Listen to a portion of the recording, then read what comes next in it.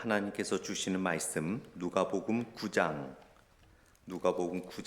28절에서 43절까지 보도록 하겠습니다. 누가복음 9장 28절에서 43절까지입니다. 신약 107페이지 정도가 될 것 같습니다. 신약 107페이지 누가복음 9장 28절에서 43절. 오늘따라 굉장히 제가 목소리가 좋게 들리지 않습니까? 굵게? 저만 그렇게 느끼나요? 원래 제가 이런 목소리인데 목소리가 좀 변했어요. 제가 원래 이렇게 성우 같은 목소리였는데 목소리가 자꾸 이렇게 가늘어지는 것 같은데, 제가 어깨 수술을 한번 한 적이 있는데 그때 이후로 목소리가 조금씩 가늘어졌어요. 그러니까 의사가 말하기를 아마 이게 마취할 때 왜 기도 이게 삽입을 하잖아요. 그걸로 호흡할 수 있도록. 근데 그게 들어갈 때 성대를 건들지 않았나, 그렇게 얘기는 하는데, 어쨌든 제가 목소리가 되게 웅장하고 베이스 같은 하나님의 목소리 같은 그런 목소리였는데, 자꾸 그 이후로, 수술 이후로 목소리가 좀 얇아졌는데, 하여튼 제 전의 목소리를 찾으려고 노력하고 있습니다. 누가복음 9장 28절에서 43절. 제가 28절 읽고 여러분들이 29절 읽으시면서 교독하겠습니다. 이 말씀을 하신 후 8일쯤 되어 예수께서 베드로와 요한과 야고보를 데리고 기도하시러 산에 올라가사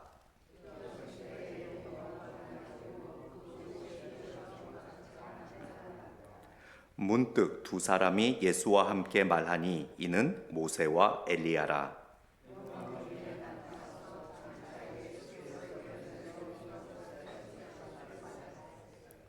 베드로와 및 함께 있는 자들이 깊이 졸다가 온전히 깨어나 예수의 영광과 및 함께 선 두 사람을 보더니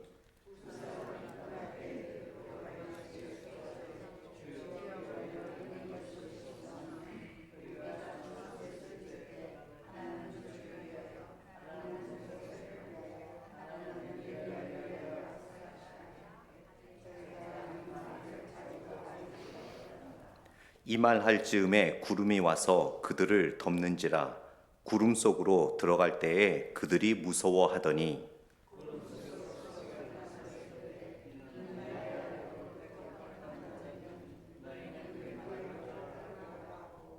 소리가 그침에 오직 예수만 보이더라. 제자들이 잠잠하여 그 본 것을 무엇이든지 그때에는 아무에게도 이르지 아니하니라.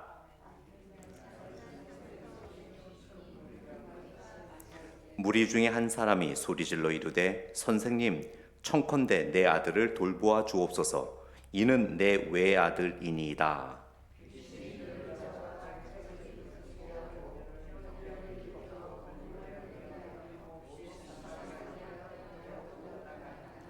당신의 제자들에게 내쫓아 주기를 구하였으나 그들이 능히 못하였더이다.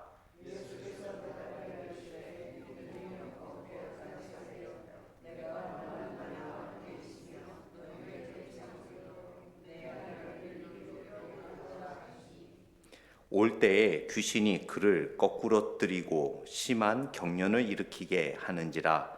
예수께서 더러운 귀신을 꾸짖으시고 아이를 낫게 하사 그 아버지에게 도로 주시니 사람들이 다 하나님의 위엄에 놀라니라. 아멘. 잠시 기도하겠습니다.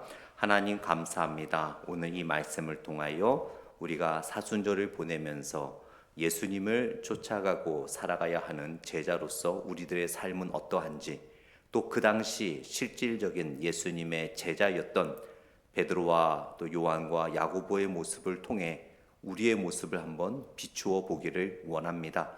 오늘 본문을 통해 영적 제자인 우리가 예수님을 어떻게 따라가야 할지를 깨닫게 하시고, 또한 우리의 장점은 더욱 강하게 발전시킬 수 있으며 또한 단점은 우리가 고쳐나갈 수 있는 귀한 진리의 뜻을 우리가 받게 하여 주시옵소서. 예수님 이름으로 기도드렸습니다.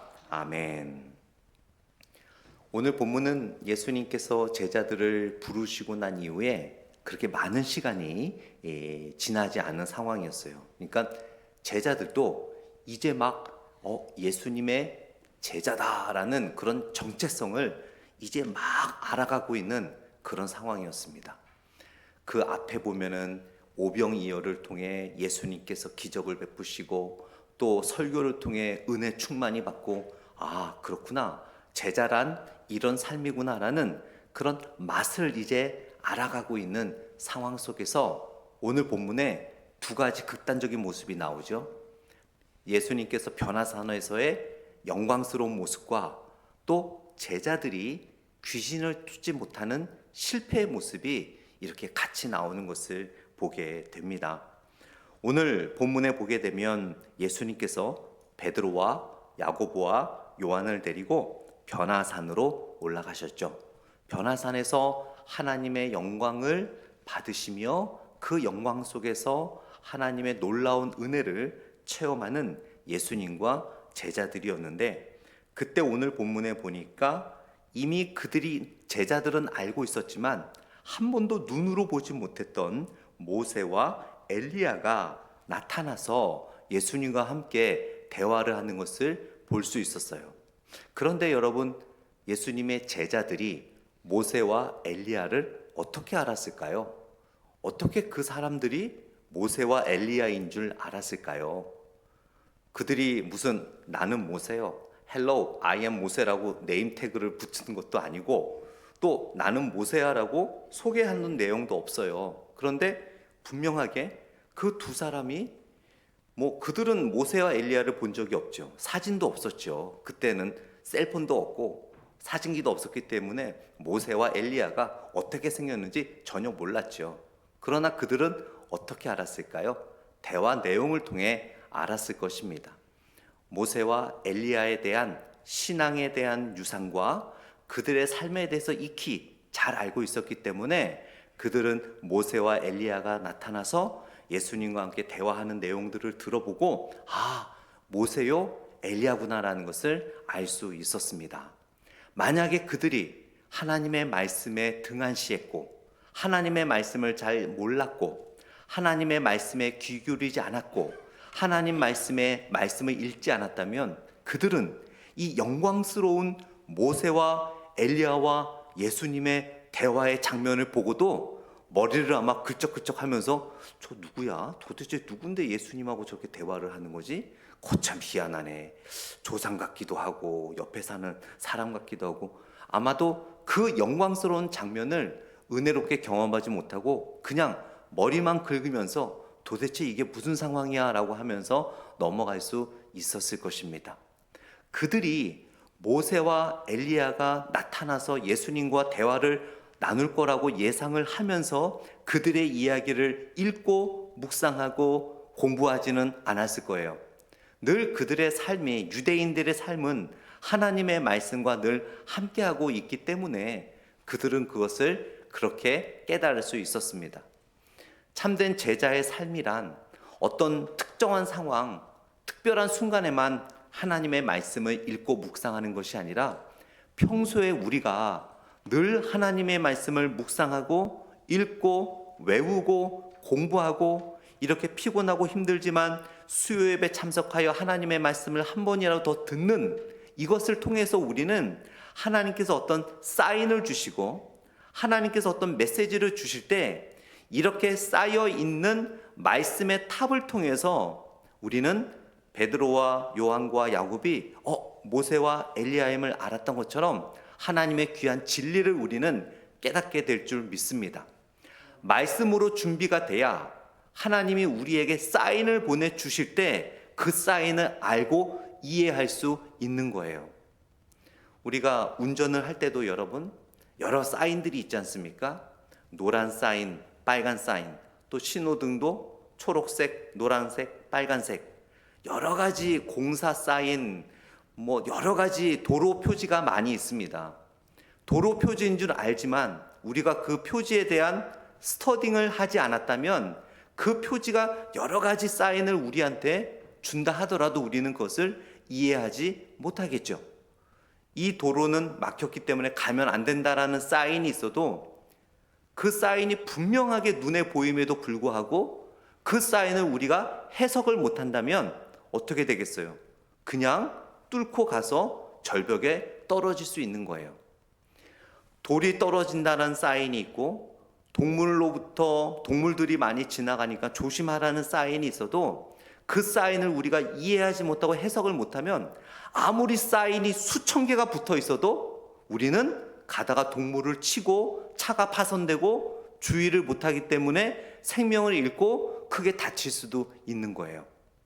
하나님께서는 우리의 기도에 대한 응답에 대해서 많은 사인을 여러분들에게 주실 때가 있어요. 어떤 누군가의 조언을 통해서, 어떤 생각을 통해서, 상황을 통해서, 또 다른 말씀을 통해서. 그러나 우리가 평소에 하나님의 말씀으로 준비되어 있지 않으면 여러분이 그토록 간절하게 오랫동안 기도해온 그 기도의 응답으로 하나님께서는 답변을 주심에도 불구하고 우리는 그것을 깨닫지 못하고 가슴을 치며 너무나 좋은 기회를 놓칠 수 있다는 사실을 기억해야 될 줄 믿습니다. 따라서 우리가 하나님의 말씀을 읽고 묵상하고, 솔직히 수요 예배 한 번 더 드린다고 해서 여러분 뭐 달라지는 게 있나요? 솔직하게 내일 갑자기 여러분 그 체킹 어카운트에 막 일확천금이 막 들어오고 막 그 아프던 몸이 갑자기 막 오늘 수요 예배 드리고 집에 갔더니 막 그 뽀빠이가 시금치 먹었던 것처럼 막 근육이 막 생기고 막 아프던 무릎이 막 다 낫고 그러진 않잖아요, 솔직히. 그러나 왜 우리가 예배를 드리고 말씀을 묵상하고 말씀을 듣습니까? 모세와 엘리야가 나타났을 때 그것을 캐치하고 이해하고 해석할 수 있었고 그 은혜를 받을 수 있었던 것처럼 우리가 말씀으로 준비되어 있어야만 하나님께서 그토록 여러분이 원하는 그 응답, 그거를 주셨을 때 우리 그것을 받을 수 있는 거예요. 그것을 알 수가 있는 거예요.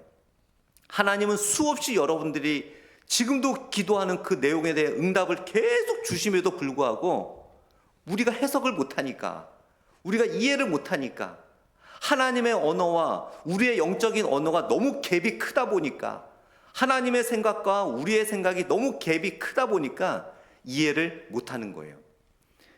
제가 우리 교회 어떤 집사님의 권유로 드라마 하나를 봤습니다. 폭삭 속았수다라는 드라마를 봤는데 여러분 보셨나 안 보면 모르는데 저는 폭삭 속았수다가 이게 무슨 뜻인지 도저히 이해를 못했어요. 그러나 제주도 방언으로서 참 수고 많으셨어요, 고생하셨어요, 그런 뜻이더라고요. 폭삭 속았수다. 그냥 폭삭 속았수다 그 말만 들으면 뭐 사기를 당했나? 뭐 속았나? 그렇게 이해를 하잖아요. 그러나 제주도 방언으로서 그동안 수고하셨습니다, 고생했어요라는 그런 말이더라고요. 그쪽 언어와 저의 언어에 갭이 있었던 거예요. 하나님의 언어와 하나님의 생각과 우리의 생각에 이 갭을 줄이는 것은 무엇입니까?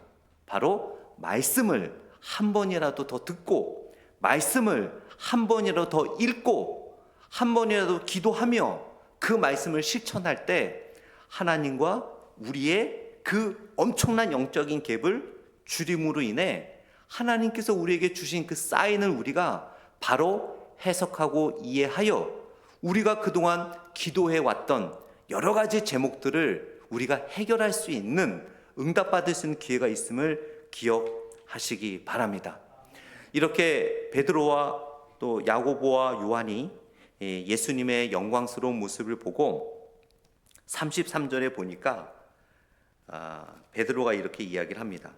두 사람이 떠날 때에 베드로가 예수께 여짜오되 주여 우리가 여기 있는 것이 좋사오니 우리가 초막 셋을 쥐때 하나는 주를 위하여 하나는 모세를 위하여 하나는 엘리야를 위하여 하시나이다 하되 자기가 하는 말을 자기도 알지 못하더라. 여러분 종종 그러지 않습니까? 어떤 나쁜 말 말고 어떤 좋은 말을 한 다음에 내가 어떻게 이런 말을 하지? 누군가 어떤 고민과 어려움이 있을 때 여러분이 상담을 해줬는데 아니 내가 어떻게 이런 걸 상담을 해줄 수 있었을까? 어떤 사람이 여러분은 아무렇지도 않게 그냥 얘기 한마디 했는데 나중에 그 사람이 집사님, 장로님, 권사님 그 말씀이 너무 힘이 됐어요. 너무 도움이 됐어요. 그럴 때가 있잖아요. 어떻게 무심코 그런 말이 나올 수 있을까요? 바로 모세와 엘리야를 알 수 있었던 것처럼 하나님의 말씀을 읽고 묵상하고 듣는 자들은 필요할 때 무심코 하나님의 영광을 위한 언어와 행동이 나올 수가 있는 거예요. 운동 선수들은 무심코 자신들의 몸이 안다고 하죠. 그런 게 나오는 거예요. 그렇듯이 우리 크리스천들은 나도 모르게 하나님의 영광을 위한 언어와 행동이 나올 수 있음을 보게 됩니다. 베드로가 이렇게 말한 것은 자기의 어떤 계획과 의도가 아니었어요. 그냥 그 영광스러운 상황이 너무나 좋으니까 이것을 너무 간직하고 싶은 거예요. 그 베드로는 구약시대 때 출애굽을 하면서 우리가 새벽기도 때 민수기 말씀을 계속 묵상하고 있는데 여기서 초막이라는 것은 그 회막과 성막을 뜻하는 또 다른 단어거든요. 그러니까 베드로는 그 출애굽하는 그 이스라엘 백성들이 광야에서 성막을 짓고 쾌시나 하나님의 영광과 은혜가 그곳에 임했다라는 것을 말씀을 통해 알고 있었거든요. 그런데 이렇게 예수님께서 하나님의 영광을 받는 것을 보면서 출애굽 때 그 영광이 말씀으로 들었고 묵상했던 그 영광의 은혜가 떠오르게 되는 거예요. 그래서 자기도 모르게 그 영광을 간직하고 싶어 그런 마음으로 초막을 짓겠다라고 무심코 영적으로 말을 하게 된 거예요. 그래서 베드로가 자기가 한 말을 자기도 알지 못했다. 그러니까 이것은 베드로의 어떤 무식이나 베드로의 지혜의 부족함을 말하는 것이 아니라 그만큼 베드로가 아직까지는 영적으로 굉장히 신선하고 영적으로 어떤 준비가 되어 있고 탁 건들면 탁 대답할 수 있는 무의식적으로 행동할 수 있는 영적으로 행동할 수 있는 그런 영적 긴장감을 소유하고 있었다는 사실을 우리는 알 수 있습니다. 여러분, 하나님의 은혜와 영광을 간직하고 소유하기 위해 여러분들은 어떤 노력을 하고 있을까요? 베드로는 이 영광을 소유하기 위해 초막 셋을 짓자라고 이야기를 했습니다. 은혜에 대한 간절함이 과연 우리에게 있습니까? 베드로에게는 은혜와 영광의 간절함이 있었기에 무심코 이렇게 초막 셋을 짓자고 하는 그런 말을 하게 되었거든요. 우리가 하나님을 믿음에도 불구하고 여전히 세상의 성공과 또 재물과 그런 세상적인 것에 과도하게 집착한다면 하나님의 이러한 은혜와 영광을 소유하고자 하는 본능적인 노력은 나오지 않을 거예요. 왜냐하면 우리가 노력하는 것은 세상의 물질과 세상의 권위와 세상의 쾌락에 쏠려 있는데 어떻게 이러한 하나님의 영광과 은혜를 끝까지 소유하고자 하는 그러한 행동이 무심코 나올 수 있겠습니까?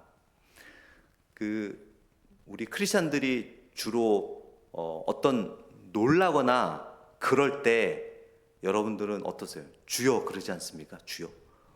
그릇이 떨어져도 주여. 밥이 타도 주여. 애들이 늦게 와도 주여. 뭐 간절하게 텔레비를 드라마를 보다가 일이 잘 풀렸을 때도 주여. 자기 생각대로 스토리가 안 나가도 주여. 뭐든지 우리는 주여라고 하잖아요. 왜 주여라고 하면 그만큼 늘 기도할 때 주님을 부르고 주님을 찾고 주님을 쫓아가고 주님을 생각하고 오직 주님밖에 없습니다 하다 보니까 이게 무의식적으로 주여 주여 나오지 않습니까? 베드로가 그런 상황이었거든요. 하나님의 영광과 은혜를 너무나 사모하다 보니까 자기도 모르게 뱉어버린 거예요. 이 영광이 사라지지 않도록, 이 은혜가 사라지지 않도록 초막 셋을 짓겠습니다. 뱉고 나니까 도대체 내가 무슨 말을 한 거지? 그렇게 생각을 하게 되는 거죠. 여러분, 성경에 보게 되면 예수님께서 마지막 때에 예수님의 다시 오심을 기다리는 그 신랑을 기다리는 신부들의 이야기를 또한 하고 있지 않습니까? 또한 떠난 주인을 다시 기다리는 하인들의 이야기. 정말 그 어떤 신부와 어떤 하인들은 신랑이 언제 올지 모르니까 아유 잠을 자야지, 그들의 삶에 그냥 매달려 있고, 어떤 하인은 주인이 언제 올지 모르니까 자기 삶, 주인의 포커스를 맞추는 것이 아니라 자기의 삶에 매진하다 보니까 모든 기회를 놓쳤던 것을 보게 됩니다. 베드로가 이러한 영적으로 준비가 안 됐다면 이렇게 모세와 엘리야의 이 영광을 소유하고자 하는 이런 열정과 마음은 아마 나오지 못했을 거예요. 그러나 그만큼 이 베드로가 영적으로 하나님의 은혜와 영광을 사모하고자 하는 평소의 그런 마음이 무심코 나온 것을 보게 됩니다. 제가 아는 어떤 목사님이 과거에 주먹을 좀 쓰셨던 분이셨어요. 그러면서 저한테 종종 그렇게 말씀한 적이 있어요. 김 목사님, 자기는 너무너무 힘들대. 자기를 힘들게 하는 성도만 보면 주먹이 쓱 쥐어진대. 그래갖고 이러면 안 되는데 하고 다시 이렇게 오른손이 쫙 쥐어지는 걸 왼손으로 이렇게 풀면서 자꾸 이렇게 이 목사로서 용서와 자비와 사랑이 먼저 나타나야 되는데 아직도 자기는 과거의 그 옷을 벗지 못해갖고 막 성질 나는 일만 남으면 주먹이 쓱 쥐어서 한쪽 손으로 다시 피고 너무너무 힘들다고, 아직도 자기는 깨어지지 못했다고 그런 이야기를 하는 경우가 있었습니다. 여러분, 참 우리가 하늘나라 갈 때까지는 어느 누구도 완벽하지 않잖아요. 그래서 우리는 날마다 깨어져야죠. 깨트리고 내가 깨졌다라고 생각하는 사람이 바로 아직 깨지지 못한 사람이에요. 여러분, 진짜 깨진 사람은요 끊임없이 깨트립니다. 정말 내가 아직 깨지지 못한 사람이 나는 다 깨졌어, 저 사람이 더 깨져야 돼 라고 말하는 사람이에요. 진짜 깨진 사람은요 더 말씀에 비춰보니까 아직도 깨져야 될 게 더 많이 보이는 거예요. 그러나 깨지지 못한 사람이 하나 깨놓고 아직도 깨트려야 될 것이 만 개가 있음에도 불구하고 하나 깨트려 놓고 난 다 깨졌어, 저분이 깨져야 돼, 저 사람이 깨져야 돼, 저건 안 되지, 저건 깨트려야 돼 라고 하면서 남에게 손가락질할 수 있다라는 거죠. 이렇게 베드로처럼 우리가 평소에 영적으로 준비가 돼야 어떤 순간에도 하나님의 영광과 은혜를 몇 배로 더 누릴 수 있다는 사실을 우리는 알 수 있습니다. 따라서 오늘 말씀을 통해 여러분들은 때를 얻든지 못 얻든지 정말 말씀에 더욱 매진하시고 묵상하시고 기도하시고 그런 영적 준비가 되어 있을 때 하나님께서 여러분들이 간절히 바라던 그 기도 제목에 사인을 주셨을 때 그제서야 여러분들은 그때 이거였구나, 이미 하나님께서 나에게 응답하셨는데 내가 이거를 깨닫지를 못했구나 라는 그러한 깨달음이 또한 있을 것이며, 지금도 주신 하나님의 영적 사인을 이해하심으로 바르게 해석하심으로 하나님의 응답을 체험하시는 여러분이 되시기를 원합니다. 35절과 36절을 보게 되면 이제 구름 속에서 소리가 나서 이르되 이는 나의 아들 곧 택함을 받은 자니 너희는 그의 말을 들으라 하고 라고 되어 있죠. 자, 여러분, 여기서 구름 속에서 이제 하나님께서 말씀하시는 거예요. 이는 나의 아들. 목소리 좀 깔고 다시 한번 읽어볼게요. 이는 나의 아들 곧 택함을 받은 자니 너희는 그의 말을 들으라. 좀 그렇듯하지 않습니까? 네, 그렇듯하죠. 네. 여기서 너희는 그의 말을 들으라 하고 도대체 무슨 말을 들으라는 걸까? 그걸 알아야 돼요. 그러니까 우리가 말씀을 읽고 묵상할 때 이런 거를 잘 캐치를 해야 돼요. 무슨 내용이 없잖아요. 예수님이 바로 앞뒤에 무슨 얘기를 했다면 그 말을 들으라는 거구나 알겠지만 그게 없잖아요. 그래서 성경 해석은 앞뒤 잘 보고 그것을 갖고 성경을 해석을 해야 돼요. 그러니까 한 장의 내용을 충분히 이해해야 그 문맥을 이해할 수 있어요. 여기서 너희는 그의 말을 들으라, 이것이 뭐냐면요, 성경책 있으신 분들은 앞으로 넘어가겠습니다. 앞으로 넘어가서 9장 20절 9장 20절 우리 먼저 같이 읽습니다. 시작. 예수께서 이르시되 너희는 나를 누구라 하느냐? 베드로가 대답하여 이르되 하나님의 그리스도이시니라. 그렇게 했죠. 그 다음에 이렇게 고백을 한 거예요. 그때 예수님께서 23절과 24절에 이렇게 말씀하십니다. 같이 읽습니다. 시작. 또 무리에게 이르시되 아무든지 나를 따라오려거든 자기를 부인하고,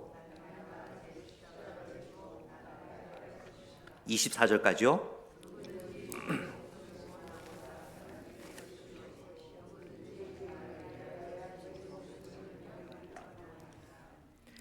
구장의 핵심 구절이 이겁니다. 이거를 위해서 앞에 사건들이 있었고 뒤에 이야기가 나오는 거예요. 예수님이 이 말씀을 하신 거를 하늘에서 하나님이 다 들으셨죠. 왜냐하면 예수님이 하시는 말씀은 하나님이 하시는 말씀이기 때문에. 예수님이 그렇게 말씀하셨어요. 내가 하는 것은 하나님이 하라고 한 거고 내가 말하는 것은 하나님의 말씀을 말하는 것이다. 이 말씀을 하신 내용을 하나님이 딱 알고 계셨고 그것을 영광 속에서 이렇게 말씀하셨어요. 너희는 그의 말을 들으라. 들으라 하는 것은 듣는 것뿐만이 아니라 늘 제가 말씀을 드렸죠. 성경에서 들으라는 것은 우리가 listening하고 hearing하고는 다르다고. 듣고 실천하라는 말 두 가지의 의미가 성경에 들으라는 의미예요. 그러니까 여러분도 오늘 수요 예배에 말씀을 듣고 실천하지 않으면 여러분들은 반만 들으신 거예요. 아, 오늘 말씀 잘 들었다. 아니에요. 말씀을 듣고 실천을 해야 성경에서 들어라 라고 하는 말을 진짜 들은 거예요. 하나님의 말씀은 듣고 실천을 해야 들은 겁니다. 듣고 실천하지 않으면 들은 게 아니에요. 자, 그래서 하나님께서는 예수님의 하신 말씀을 들으라. 뭘 들으라고 했어요? 23절 다시 보게 되면 무리에게 이르시되 아무든지 나를 따라오려거든 자기를 부인하고 날마다 제 십자가를 지고 나를 따르라. 이 말씀을 들으라는 거예요. 결국 하나님께서는 영광 중에 모세와 엘리야를 통해 예수님의 영광을 드러내셨던 것은 바로 그 영광을 참으로 경험하는 자는 누구라는 거예요? 자기를 부인하고 날마다 제 십자가를 지고 예수님을 따라가는 삶에 있는 자가 하나님의 영광과 은혜를 참되게 체험하는 자다라고 말씀을 하고 있습니다.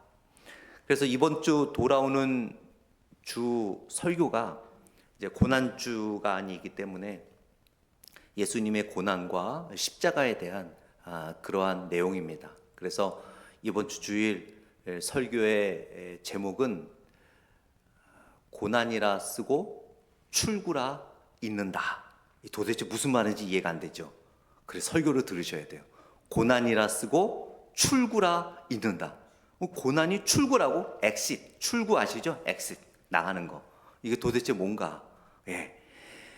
그 예수님께서 이렇게 그들에게 말씀을 하신 내용을 하나님께서 그것을 순종해야 된다라고 이야기하는 거예요. 그래서 제가 돌아오는 주일날은 과연 이게 무슨 뜻인가에 대해서 구체적으로 설명을 하려고 합니다. 그러면서 이 일이 다 끝나고 산에 내려왔는데 귀신 들린 아이가 있었어요. 그런데 그 귀신 들린 아이를 치료를 못합니다. 제자들이 41절 말씀을 우리 같이 읽어볼까요? 시작. 예수께서 대답하여 이르시되 믿음이 없고 패역한 세대여 내가 얼마나 너희와 함께 있으며 너희에게 참으리요 내 아들을 이리로 데리고 오라 하시니. 여기서 예수님께서 제자들을 좀 질책을 하시기는 하시지만 여기서 예수님에 대한 질책이 그들에게 더 그 어려운 상황을 벗어나게 할 수 있었던 전화위복의 그런 상황이었어요.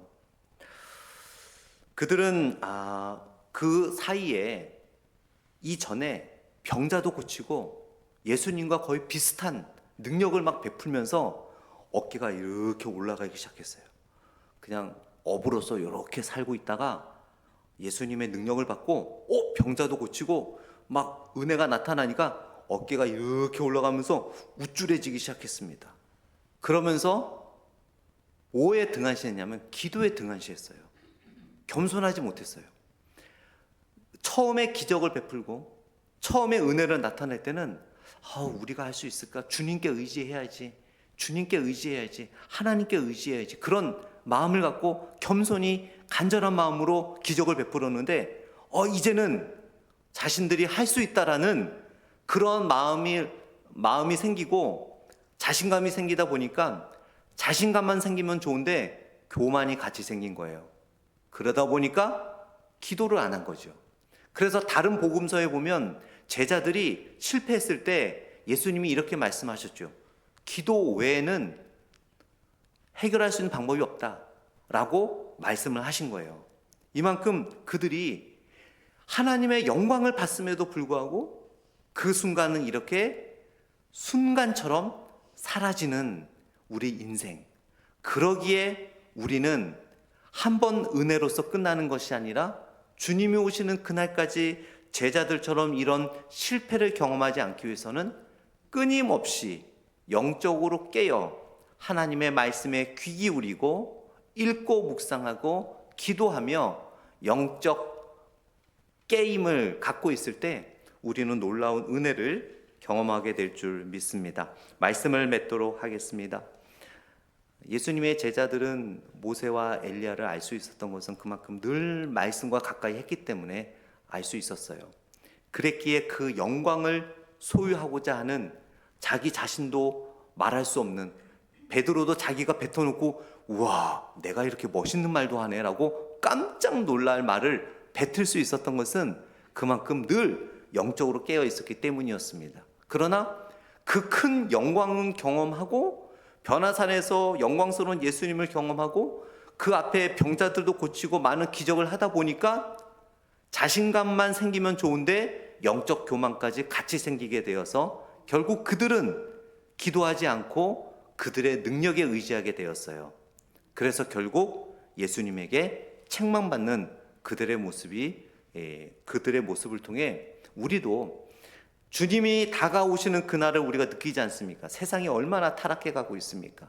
그럴수록 더 영적으로 깨어 정말 주님을 온전히 맞아들일 준비를 하며 또한 영적으로 깨어 하나님께서 우리에게 주시는 많은 해결의 사인들을 이해하지 못하고 해석하지 못하여 그냥 보내지 말고 그것을 하나님의 귀한 또 응답으로 받을 수 있는 영적 각성이 되는 우리들의 삶이 되기를 축원드립니다.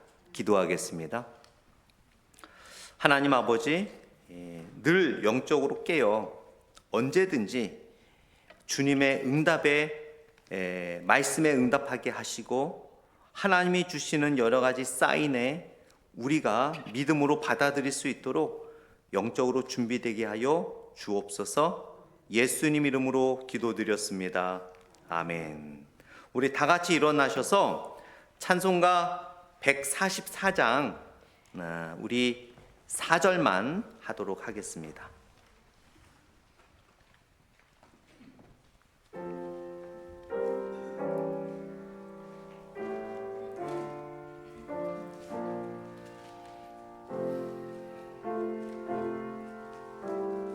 (4절입니다)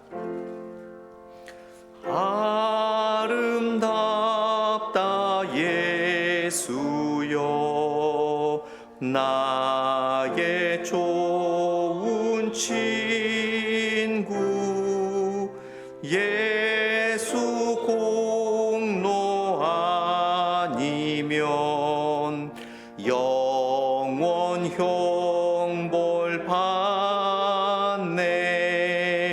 예수님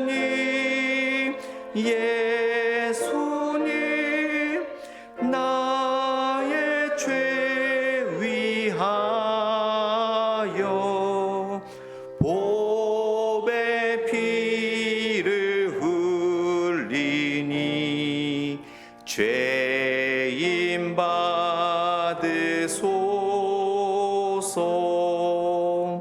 아멘. 기도하겠습니다. 지금은 우리 주 예수 그리스도의 은혜와 아버지 하나님의 사랑과 성령님의 역사하심과 교통하심이 오늘 현장에서 온라인으로 예배드리는 주의 모든 백성들 위에 이제로부터 영원히 있기를 간절히 축복 기도 드리옵나이다. 아멘.